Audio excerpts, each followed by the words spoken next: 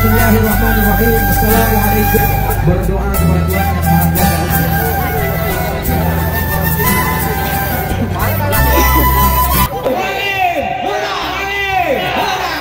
Luar biasa. Keempat, wajib kita dukung saudara sekalian.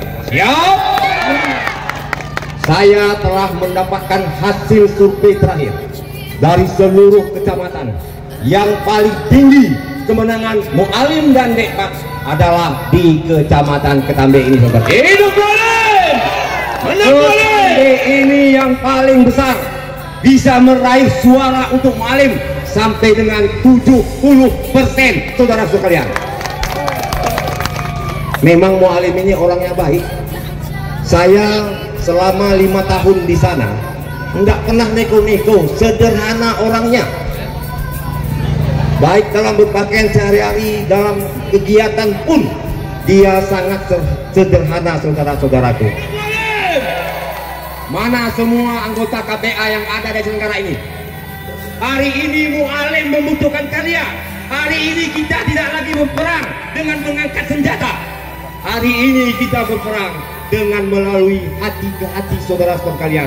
Raihlah masa sebanyak-banyak Allah Mualim yang nanti menjadi gubernur Aceh, saudara sekalian. Hidup Mualim! Hidup! Hidup mana? Hidup!